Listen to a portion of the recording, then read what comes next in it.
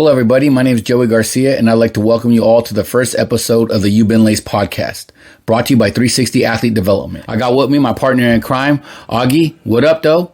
Coming in live from Southern California. Today's topic is going to be about the effects of March Madness on student athletes. What are your thoughts? Man, it's one of those, especially for basketball season. This is where all your hard work, it comes down to one game. You can be one and done. When we talk about student athletes and some of the issues that they face, definitely a lot of them, they're going to be academic. That can be for anybody, both male and female. But the other part that we like to talk about, is about the mental piece. Let's just dive into it right now, man. When we're looking at student athletes, we got like the undergrad, juniors and seniors and potential grad students. What do you think are some of the issues that both groups face when they're in the tournament and they've been, got out of the conference play, all that kind of stuff? One, from a social worker's lens, we always look at environment. So I always start there. I look at what's campus looking like, what's the home environment looking like, and how does that affect, your road travel, and then where you're staying at, who you're rooming with, what are the expectations, and what kind of things do you have, in your backpack, as like academically. Do you have tests? Do you have important papers due? Or you're even if you're those, like Kobe Bryant, obsessives, they're already thinking, after the tournament, what's going on for my summer? What's my summer looking like? So as a youth, as a young man, young woman going into March Madness, you're really coming in with a lot of stress, a lot of things on your back. In your backpack, so to speak. Yeah, man. Definitely, like my time when I was working at UND, and even being at Duquesne or SJSU, whenever it came to basketball season and you knew that the team was at least going to leave for conference play, that they're going to miss at least a good chunk of time from like actual class instruction, right? It's like going to be 1 week, 2 weeks, depends on how good the team is. And, the big thing is that the better the team, the longer that a student athlete is going to actually stay away from the classroom. And so, there's no way to say that that's not going to impact them. Yeah, there's so many comorbidities that come along with this, as far as, we're not even, people talk about you never playing 100% healthy, right? And we also know we're not looking at red shirts, people that aren't getting a lot of playing time. People that are already injured, they're right. And they're looking like the stress is on there because the person that's playing before them or that replaced them or that they're backing up is having a really good March. And right. What's that going to look on for them, next season? And how's that going to affect their rehab, right? Physical rehab, or even academically, they might have been in the hole and now their scholarship isn't as solid. And, now they're thinking, do I got to go back to a junior college? If you have that luxury, right. Or you have a transfer portal. Well, I mean, let's talk real quick about the undergrads again, right? Because that's what we're talking about right now, man. For an undergrad, like I hear you. And here's the other frame of thought I have, right? For anybody who's not playing, let's just say that your first year, you end up having a red shirt, right? And you just brought that up. Like, what happens to this red shirt? And, on one hand, when your team does good, you're hoping like, maybe I can get onto the court next year. But if the guy in front of you or the girl in front of you has years ahead of them, the chances that you're going to come back kind of start to shrink.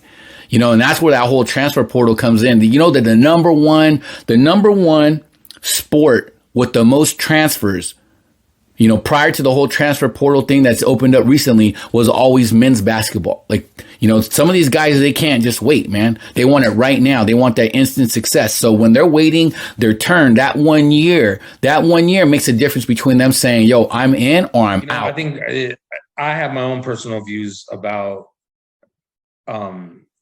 athletes leaving, because I think it does take away from that mental fortitude, that staying power, because you never know what's going to happen. But I think, because you develop grit, right? Because you look at the University of Alabama, you look at Mac Jones, who redshirted and was behind Tua, was behind Jalen Hurts, and stayed the course, and then ends up becoming his own champion and becoming successful. But again, everyone's situation is unique. I mean, Isaiah Thomas, left early to go pro because he had a feed for his family. So there's a history of athletes having their own reasons. So I have my own views, but I don't think my views are necessarily correct, because I think, if I'm not in that student's shoes, and again, looking at the environment, their home environment might be so tough that they need to find a faster route to get to the pros if that's where they want to go. But I also think it does take, you have to have that realistic self-evaluation. Are you good enough to be in the pros? Because some people, they have those dreams, and I don't want to step on anybody's dreams, but you got to look things realistically. But I think, what it comes down to is self-evaluation, just like anything, and having that realistic inventory of where you're at and where you want to be before you make those decisions. Okay. And so when we talk about like academics and that piece for these like undergrads, what do you think are some of the like strategies that, both the men's and women's basketball players should be trying to go for when they're, on the road at these conference tournaments? If they're on the road for the NCAA tourney, like, they got to do something in order to try to keep up. I mean, today is different because everything is like on Zoom, so it's kind of easier to follow. But for the students who are actually in-person classes, what do you think that they need to do to continue success? It all comes down to like one of your programs that you created around time management. Creating those structures, with time management, and you got to be futuristic when you're with your academic counselor and saying, hey, maybe I'm not going to take this chemistry or physics class or whatever your hardest subjects during your sports season. You got to go to the office hours early in the season, early in the semester, and have build those relationships with your professors and say, hey, my team is likely to go to March, the March Madness and play in these tournaments. I notice these things are due. What can we do? Can we extend due dates? Or can you help me break down the assignments so I'm not, stressing during this stressful time of the year? And so it's being vulnerable and having the courage to ask for that academic help, just like you would your coach. Because a lot of players don't have problems voicing their concerns over playing time, So same thing, you got to use your professors the same way. I mean, I think you hit the nail on the head in regards to making sure that there's great communication. Like, I know that when these, the young men and young women leave, they get some sort of like a letter that they get off to their professors that say, hey, I'm going to be gone.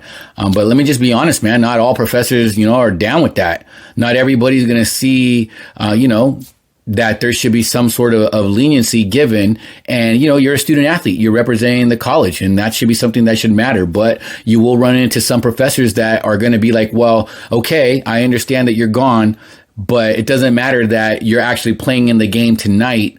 The homework assignment was due tonight. You knew it was due tonight. So you're going to get an incomplete or a zero, So I think that the communication, while it's important for it to be coming, from the student athlete, and coaches are not allowed to contact professors. That's like a tampering type thing. But I think it's important for these student athletes to always make sure that they're reaching out to success coaches, their academic advisors, somebody else who has the ability to speak, to speak to a professor, not necessarily on their behalf, but, beside them, and say, hey, look these are the things that are going on for the student athlete. Let's make sure that we're keeping them abreast of the situation. That way they can, handle all the homework assignments, because it's a lot, man. And you can imagine that when you're kind of putting stuff off because you're going to treatment, you're hurt. Like you said, everyone's playing injured, right? So you're hurt, you're going to treatment, trying to get something iced, trying to get something stretched. And then you got practice, and then you got film, and then you're going to eat, and then you're trying to fit in study hall, and you're trying to get in all this homework. Sooner or later, it's going to become overwhelming. So I think it's important for these student athletes to make sure that they're connecting with their, with their professors. Number one, make sure you're contacting your professor and saying, hey, this is me. And I just want to let you know that I'm still on the road and I need to get these assignments turned in. We had a game yesterday, but I'm trying to make sure I get this turned in. Like, can you please make sure that, keep me up to date on stuff. I just think that that's really big. And man, I tell my student athletes that I work with all the time, a smile goes a long way. Being polite goes a long way. That's all it takes sometimes. Just, communication with a smile goes a lot further than you sounding like you're demanding something. Cause that's when like those terms like being entitled get thrown around a lot. Cause all of a sudden professors and other people from other departments across campuses can feel like this person just expects too much. Let's talk real quick about seniors and this concept of identity foreclosure. So imagine you're a senior, you played, 4 years, all throughout your college career, and now this is wrapping up. What do you think are some of the things that they're trying to process when they know that they're on a flight, on a bus ride home, and they know for a fact that their whole playing career is potentially done? Like there's no playing overseas. There's no playing pro. This is it. Final scene. I definitely see with the athletes that we've worked with, as far as, you're grieving. It's a grieving period. You're not playing. You're not doing something you loved. You're going to miss it. You're going to go through all these emotions of anger, sadness. Then you're the friends that you've developed over the last how many years, everyone's going separate ways.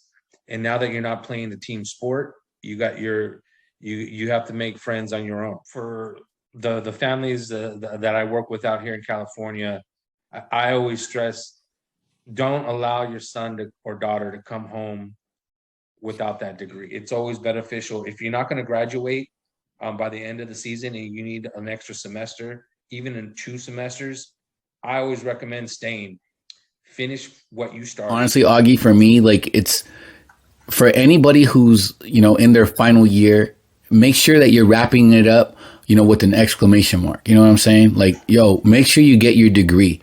That's what I always thought was one of the benefits of student athletes that redshirted a year, right? Because if they redshirt that first year and they're still a scholarship, then potentially if they're on track with all their grades and don't mess up and don't take any Fs, bro, like they can end up with that 5th year being in grad school on a advanced track 1 year and end up getting not just a bachelor's degree, but a master's degree as well in their 5 years at their college. So in the end, when their athletic career is done, they could still be able to fall back and be like, I didn't just get my bachelor's degree, but I also got my master's degree. And that's because I redshirted my freshman year or my first year. So that's a big deal. Like that was one of the things that I learned at UND. That was almost like, to me, one of the hustles of the game.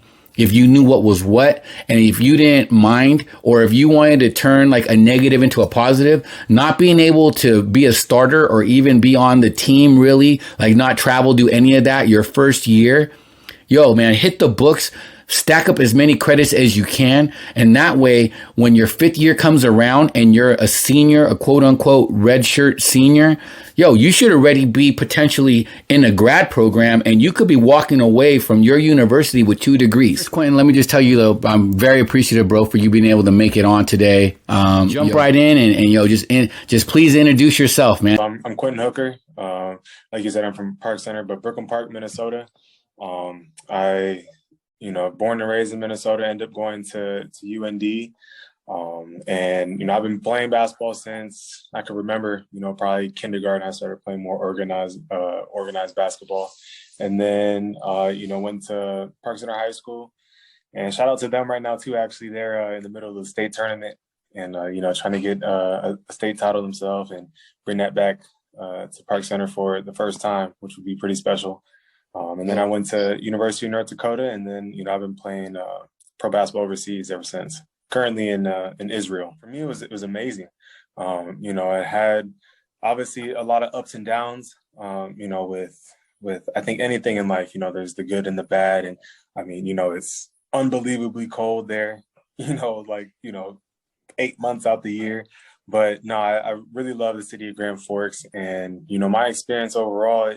Um, I look back and I love it. I had great, great teammates, great coaches, great staff like yourself around myself and my friends and teammates constantly. There was a lot of success when I was there too, and not only just from men's basketball.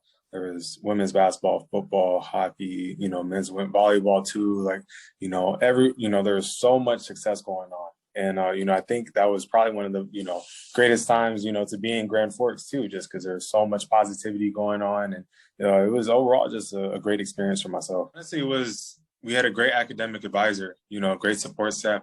Amanda Hajdu did an amazing job keeping us all organized and together. And, I know for myself and a lot of my teammates and other athletes, they did a great job, providing us with the resources that we needed when we were on the road, when we were, back at school, to make sure that we were up to date on everything that we needed. And that's actually, funny that you say, missing class and stuff like that, because I was basically, for me, my freshman year, I thought I was going to redshirt. And it was like the day before the first regular season game. Coaches brought me in and asked if I would be okay with playing, and saying that they thought I could have an impact on the team and stuff. And I was like, of course, like I came here to play, I'd proven myself, and I knew I could hoop. And it was going into that decision that I realized we had like 7 road games in the next month and a half before finals. This is freshman year, so adjusting to college lifestyle, and having harder courses and stuff like that. It was eye-opening, because my grades did drop. How to not being able to prep for that, telling my teachers and stuff, it just all of a sudden, hey, I'm going to be gone for 7 out of the next 9 days, so I don't know what I'm going to do to help with, what I need help with studying or something like that. But thankfully I had some, great classmates, and, the teachers worked with me too. And obviously, the academic advisors to, get me through. And, I made it out alive, through that first semester. Yeah, it definitely is tough. Any student athlete would tell you that it's definitely tough having to manage being away and from school. And then, like you said, the conference tournament too, we were in Reno for sure, like a week. During that time, and the teachers and stuff, they know what's going on, so like they're able to work with you. But it is tough to balance all that. I know Augie brought this up earlier. He was talking about what do you do when you're in season. I know basketball can span it fall and spring, but in your time at UND, how much different was your spring schedule of classes versus your fall schedule? Did you load more credits in the fall? Was it always the same? They're about the same, because it's really hard to try to manage with basketball. You're in the fall, you're preseason, then the season starts, and spring goes into halfway. So if you can, you would try to put some of your harder courses in the spring, just because of being able to dial in more after the season. But for us, the biggest time for us was in the summer. Actually, we, myself and quite a few other teammates, we would obviously the whole team was there for at least one of the summer segments, whether that was in June or July. So everybody would be doing courses in there, even if it's a hard 4-credit class or something like that. But I would try to take at least 2 to 4 classes each summer, just to make one of the loads in the fall or the spring easier to handle, just because of the amount of work that goes into it. So when you were taking these classes in the summer, did any of the other players have to get that, have to be in the summer classes because they took an L in some classes in the spring due to the actual season? You see it especially in the first 2 years, freshman and sophomore year, mainly because you're I changed my major 2 times basically. I went from business to teaching to social sciences. So in the beginning part, just like any other young adult college student, you're trying to figure out what you want to do for a profession, or after whatever or your next step.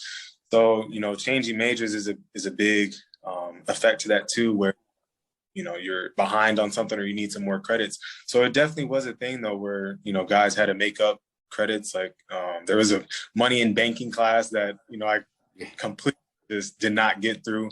Ended up having to drop it and then make up a different class in the summer. So the summer for a lot of us on the team was a big time for us to get ahead or make up some work that we definitely needed. How do you manage? Because a lot of the athletes that I've worked with, when it comes to tournament seasons or even professional athletes, because sometimes some athletes, they're on a regimented schedule. So when you're on the road and families want to see you, they want to have dinner or they want to have or tickets or but it's kind of like you're so focused on like your own course load, or you may not have time.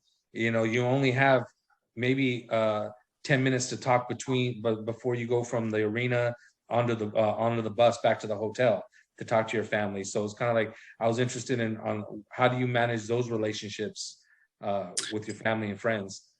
Those are definitely the toughest situations to be in, because you want to share those moments and share those times with your family and friends. Like I had two friends make a trip from Minnesota all the way to Bozeman, Montana, through the mountains and everything, middle of winter. And I didn't know they were coming to the game. They wanted to make it a surprise and stuff. And I mean, we hung out for maybe 30 minutes, 40 minutes, and they made all, that whole trip just to go see a game and to support. And, numerous times that happened with the family, but it definitely is tough, but usually, you're able to try to communicate that with, your family members and your friends and say, hey, I only have about maybe 30 minutes after the game to hang out and talk.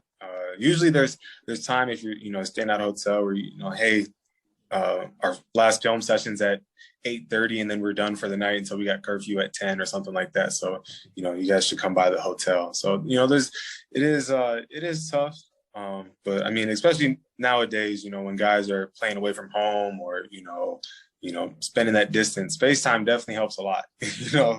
I don't know what people were doing, 30, 40 years ago. It's, sending letters and stuff. So it's definitely, easier to have those relationships with FaceTime and whatnot. What were your thoughts knowing this is your senior year, last year of academic eligibility, and, you're making history at UND?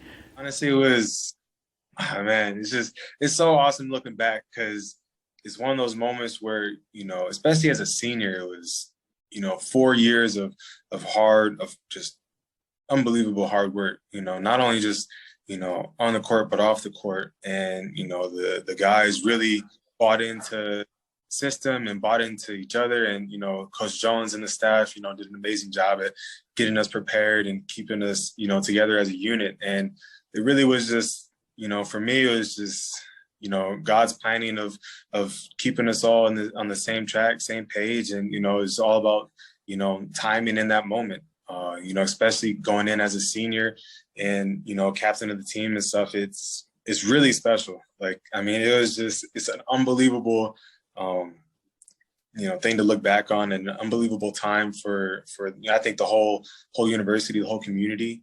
And, going into that tourney game, it was just, accumulation of everything that went into my time at UND at that. And when it was all said and done, Q, you're coming back. Just talk to me about like how you felt, because that's the big part when I'm talking to all these student athletes out there. It's like mentally, emotionally, like, did you know you were gonna go overseas and play? Was there already kind of like that in the background, or did you take a moment to like wrap up your college career and just kind of like, what was that like for you? It was pretty surreal realizing, that college was done, college career was over. I think my story is a little different because, I knew that I had the ability to play at the next level and to pursue professional. I think what helped me the most was understanding that before too. I always had the dream and the goal of playing professional basketball, whether it be NBA, overseas. I always knew that that's what I wanted to do, and to put myself in a situation to where I could do that. And the best thing I had was a support staff around me that was allowing me to dial in on the present, staying into the moment. And I think that probably got me through, being able to focus in and finish out my college career before, thinking about moving on into my professional career. But it's tough. It is really tough because, you have your lifetime so far as an athlete building up until, your college career, and for a lot of people, it's that's where it ends, and it's special. And, it's hard to not take for granted the time that you had while you were, in it, because you're always caught up in the moment, and you're caught up in what you're doing.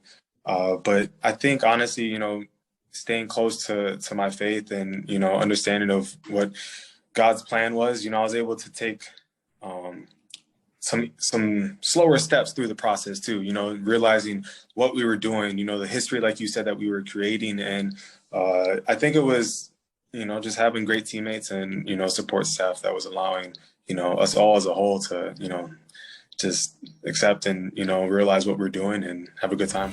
So what advice would you give to, any high school, community college or current, maybe a first year student athlete? What kind of advice would you want to give them? What advice would you give to yourself coming into UND that first year? Honestly, that it's going to be a grind, it's going to be a lot of hard work. It's going to be, fighting through the days where you don't want to do it. It's going to be, it's going to be tough, but the one thing that you can't lose sight of is your reason why. And, my reason why was, not only that I love the game, but, I knew that this game was allowing me to impact other people's lives in, a way that, I was excited about doing. And, the other thing that I would say with it is trust your abilities. You got to where you are for a reason. There's no, no goal that can be unreached. Like everything that you do has a reason for it. And, the way that you treat people along the way, can really, just impact others' lives in a great way. And, just do it with a smile and have fun and try to be in the moment while you're doing it, because, it goes by quickly. I want to thank Quinton for coming on. Everybody who tuned in, if you like what you heard today, make sure you smash that like and subscribe button.